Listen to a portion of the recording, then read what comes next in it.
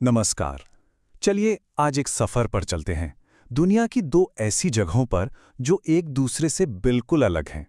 एक जगह जहां आग बरसती है और दूसरी जहां बर्फ जम जाती है।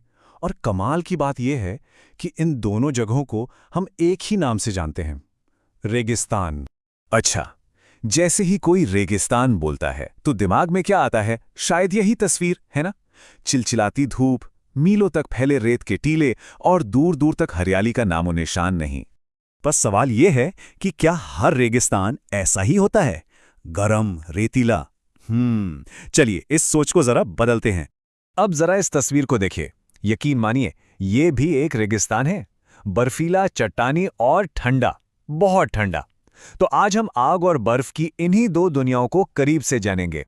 तो इस सफर में हम 5 चीजों पर बात करेंगे। पहले समझेंगे कि रेगिस्तान आखिर होता क्या है, फिर इन दो अलग अलग जमीनों को देखेंगे, जानेंगे कि यहाँ जिंदगी कैसे चलती है, इंसानों का क्या रोल है और आज के जमाने में यहाँ क्या बदल रहा है। तो चलिए सबसे पहले यही समझते हैं कि आखिर वो क्या चीज है जो किसी जगह को रेगिस्तान बनाती है। तो बात यह है कि किसी जगह को रेगिस्तान उसकी गर्मी नहीं बल्कि उसका सूखापन बनाता है। ये एक ऐसी जगह होती है जहां बारिश भई ना के बराबर होती है और इसी वजह से वहां का तापमान या तो झुलसा देने वाला गर्म होता है या फिर जमा देने वाला ठंडा। पेड़ पौधे भी बहुत ही कम होते हैं। और देखिए, यही एक बात गर्म और ठंडे दोनों रेगिस्तानों पर लागू होती है। तो चलिए अब सीधे सीधे इन दो दुनियाओं की तुलना करते हैं। एक तरफ सहारा, दूसरी तरफ लद्दाख। ये देखिए, बाईं तरफ है सहारा का विशाल फैलाव जो अफ्रीका के कितने ही देशों तक फैला हुआ है, और दाईं तरफ हिमालय की ऊंचाइयों पर बसा है लद्दाख। मतलब एक जमीन पर फैला है तो दूसरा आसमान को छू रहा है। और ये आंकड़े तो और भी हैरान करते हैं। देखिए, सहारा दुनिया का सबसे बड़ा गर्म रेगिस्तान, करीब 8,05,000 वर्ग किलोमीटर में फैला है। वहीं दूसरी तरफ लद्दाख हजारों मीटर की ऊंचाई पर बसा एक ठंडा रेगिस्तान है। ये हिमालय की वृष्टि छाया में है, जिसका मतलब ये हुआ कि पहाड़ बादलों को रोक लेते हैं और यहां तक बारिश पहुंचने ही नहीं देते। और तापमान, सहारा में तो गर्मी का आलम ही कुछ और है। जरा सोचिए, 1922 में लीबिया में पारा 57.7 डिग्री सेल्सियस तक चला गया था। इतनी गर्मी में भला कोई कैसे रहे? और इसका ठीक उल्टा है लद्दाख। सर्दियों में यहां तापमान -40 डिग्री तक गिर जाता है। मतलब हाड़ कंपा देने वाली ठंड। तो एक तरफ आग उगलती गर्मी, दूसरी तरफ जमा देने वाली सर्दी। तो सवाल यही उठता है कि इतने मुश्किल हालातों में जिंदगी कैसे पनपती है। चलिए देखते हैं कि यहाँ के पेड़ पौधों और जानवरों ने खुद को कैसे ढाला है। लेकिन इससे पहले एक बहुत ही हैरान करने वाली बात। क्या कोई सोच सकता है कि आज जो सहारा रेगिस्तान है वो कभी एक हरा भरा मैदान हुआ करता था?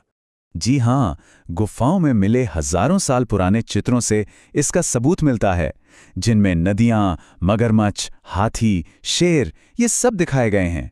अरे वैज्ञानिकों को तो यहाँ मछलियों के कंकाल तक मिले हैं।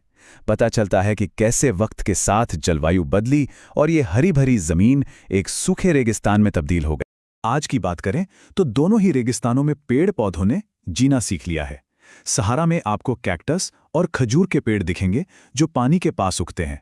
वहीं लद्दाख में घास और झाड़ियां बहुत कम हैं। हाँ, घाटियों में विलो और पॉपुलर के पेड़ जरूर मिल जाते हैं। सहारा में जिंदगी का दूसरा नाम है मरुद्यान या ओएसिस।